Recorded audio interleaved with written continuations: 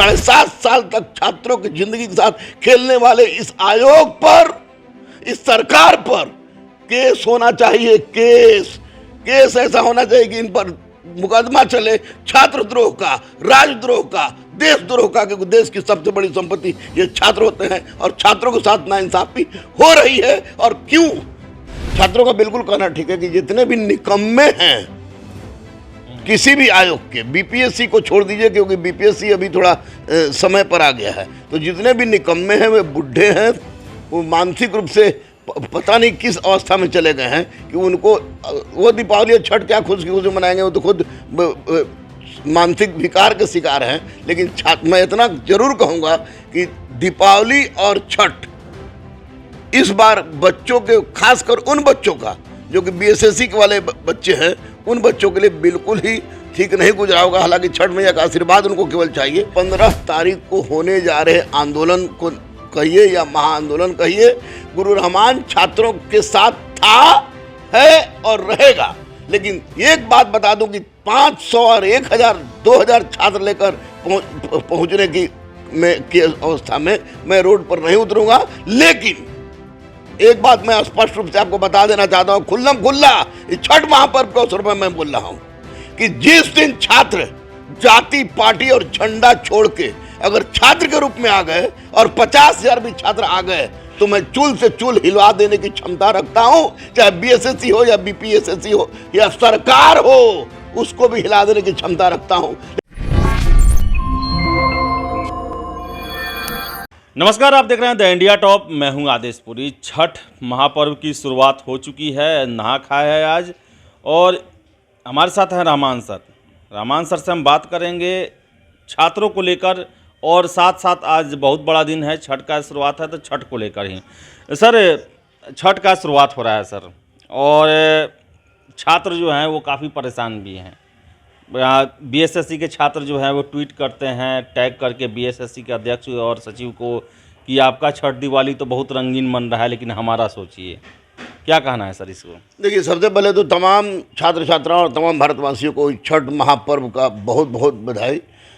छठ महापर्व को इसलिए मैं महापर्व के रूप में मानता हूँ कि छठ महापर्व एक ऐसा पर्व है इसलिए मेरे स्वयं के व्यक्तिगत समस्या का भी निराकरण होते मैंने देखा है और अन्य लोगों के व्यक्तिगत समस्या का भी निराकरण होते देखा है। इसलिए उम्मीद करते हैं छठ मैया से कि यह छठ, इस बार की छठ मैया तमाम छात्रों की जो समस्या है उस समस्या को दूर करे।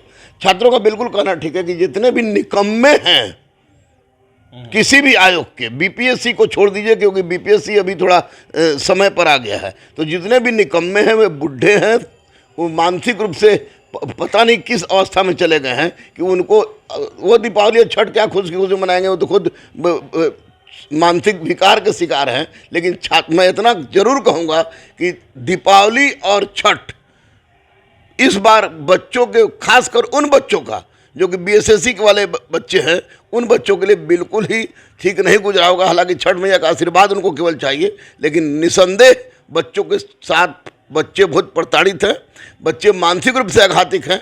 छठ मैया से मेरा निवेदन है और छठ मैया के सामने मैं नतमस्तक हूँ कि उनकी समस्या का निराकरण करें। सर, आप हमेशा, और सभी छात्रों को भी, हमको भी विश्वास था, बीएसएससी 4 नवंबर फर्स्ट वीक में डीवी नहीं कराने जा रही है, नहीं भी उसका घोषणा किया गया अभी तक, और 15 नवंबर को छात्र आंदोलन करने का पूरा जो है रूपरेखा तैयार कर चुके हैं, गर्दनीबाग में आंदोलन करने वाले हैं।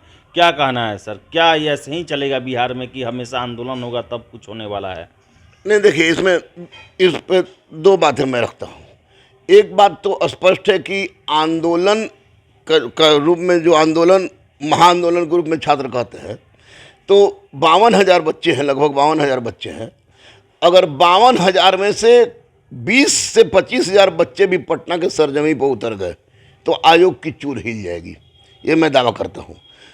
सबसे बड़ा दुर्भाग्य है कि कुछ बच्चे, दिलीप उठा के कुछ बच्चा को ले गया, जेल गया, फलाना गया, सब दिया, हम लोग चिल्लाते रहे, आप चिल्लाते रहे।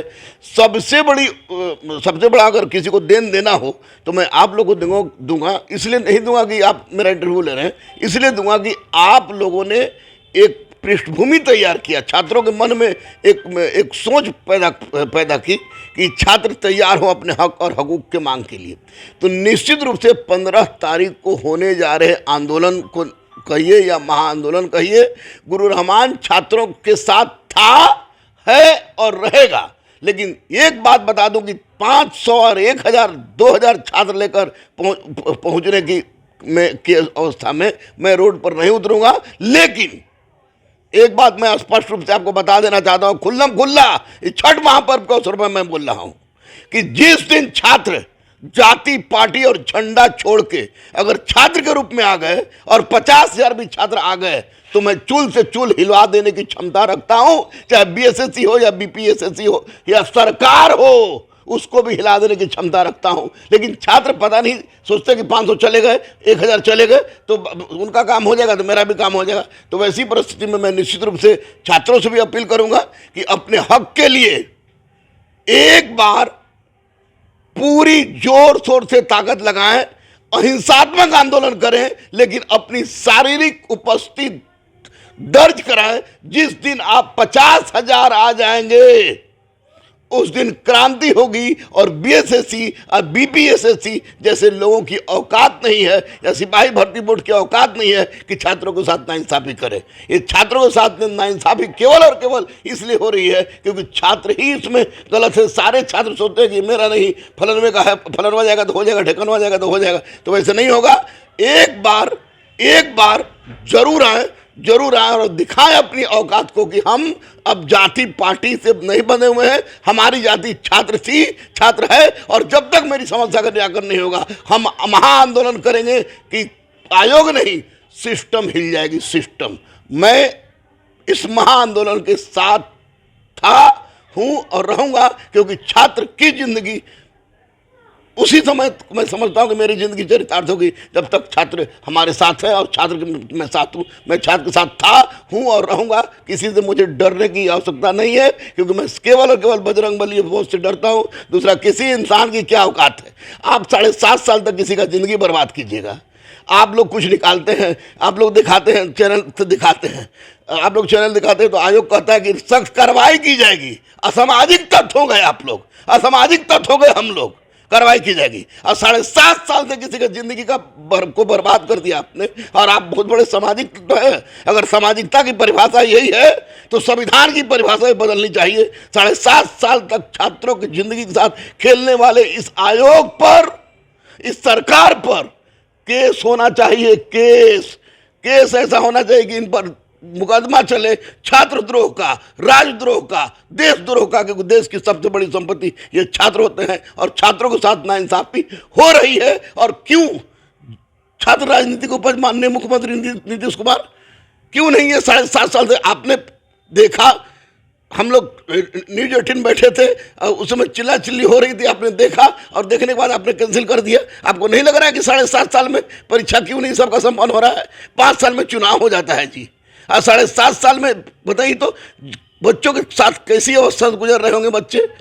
तो ये निश्चित रूप से माननीय मुख्यमंत्री को भी इस पर सोचना चाहिए। और विपक्ष भी बिल्कुल सुता हुआ है, विपक्ष भी बिल्कुल सुता हुआ है। कोई आवाज इसलिए नहीं उठाया जा रहा है कि बच्चों का प्रश्न है। यहीं पर कोई जाति की बात रहती, कहीं मंदिर की बात रहती, मस्जिद की बात रहती, गाय घोड़ा की बात रहती तो सब हाउ हाउ हाउ हाउ करने लगते। लेकिन जहाँ बच्चों की बात है वहाँ पर कोई नहीं उठ रहा है। इसलिए मैं बिल्कुल सरकार के साथ साथ विपक्ष को भी दोषी मानता हूँ और मैं छात्रों के साथ था, हूँ और रहूँगा। सर, ये आंदोलन इसलिए भी ज़रूरी मुझे लगता है क्योंकि सर आप हमेशा जो मांग करते हैं बीपीएसएससी दरोगा आयोग से कि वो ओएमआर सीट दे, क्वेश्चन पेपर दे, आंसर सीट जारी करे, आरटीआई से जवाब दे, अगर ये आंदोलन नहीं होगा तो बीपीएसएससी भी जो है अपना मनमानी करते रहेगा। तो क्या उसके लिए भी ये 15 नवंबर वाला आंदोलन जरूरी है?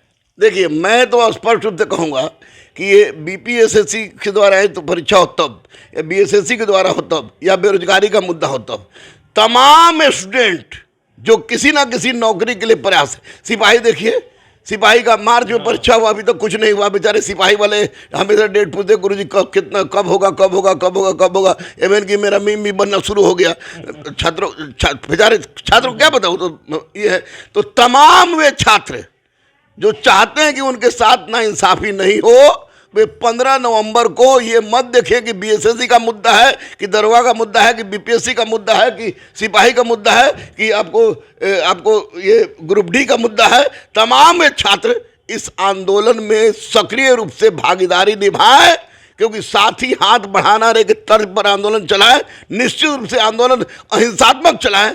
निसंदेह अगर जिस दिन बच्चे उतर गए रोड पर, उस दिन सरकार को सामने बैठ के सिग्नेचर करना पड़ेगा, फलाना दिन दे रहे हैं।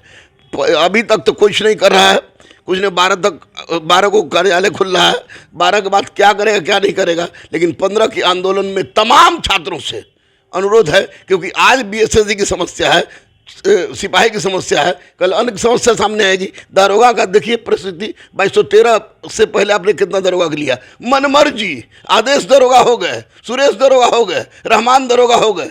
क्या कटअप है, क्या कटअप नहीं है, आप क्लियर नहीं करते हैं। और जो दारोगा नहीं हुआ उसका कितना आया, आप क्लियर नहीं करते हैं। मैं फिर से छठ महापर्व के अवसर पर यही कहूँगा माननीय मुख्यमंत्री नीतीश कुमार जी से कि क्यों नहीं सुनते आप जी, और क्यों नहीं आयोग के अध्यक्ष और सचिव को कहते हैं कि OMR सीट दीजिए, जो छात्रों के स्वयं का है कार्बन कॉपी।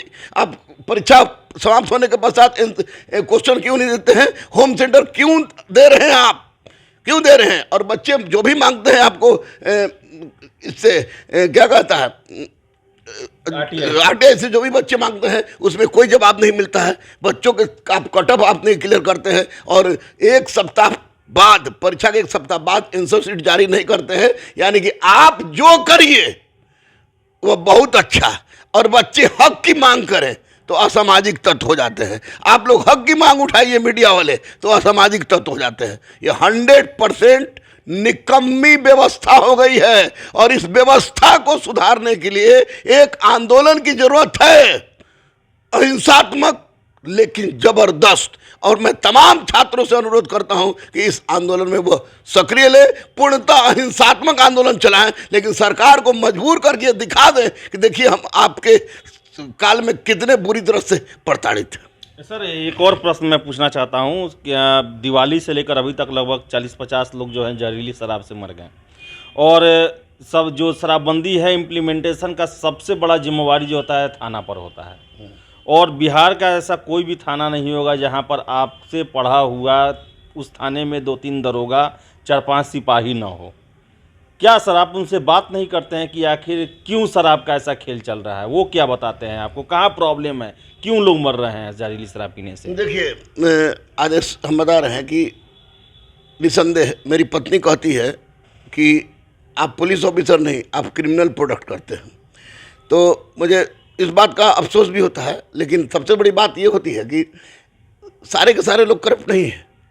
और मैं बार बार बात करूँगा इसमें, मैं नीतीश कुमार को दोषी ठहराऊंगा। नीतीश कुमार के कारण ये लोग मर रहे हैं, तो ये भी गलत होगा, क्योंकि शराब बंदी है, पूरी तरह से बंदी है। स्थानीय थाना सिपाही या अन्य कुछ दलाल लोग मिलकर शराब बिछवा रहे हैं, जो कि गलत है। मैं छात्रों से बात करता हूं तो एक बात स्पष्ट है कि पढ़ने तक छात्र हर चीज़ का कसम खाएंगे, वादा करेंगे, सब करेंगे, लेकिन जब नौकरी हो जाने के पश्चात उनको वे अपने हिसाब से घूमते हैं। उसमें मैं प्रेशर नहीं डाल सकता, लेकिन समझाता जरूर हूं। और निश्चित रूप से मैं बता दूं आदेश कि हमारे 2009 से लेकर अभी तक के जितने भी सब इंस्पेक्टर हैं, या अब जितने हमारे पढ़ाए हुए DSP हैं, IPS है, DM है, उनमें कहीं ना कहीं से एक बात जरूर है कि वो इस बात को जरूर दिमाग में रखते कि बेईमान को बेल नहीं, ईमानदार को जेल नहीं। और शराब बिचवाने में कम से कम मेरे छात्र लोग का योगदान नहीं है। ये बहुत बड़ा रैकेट है।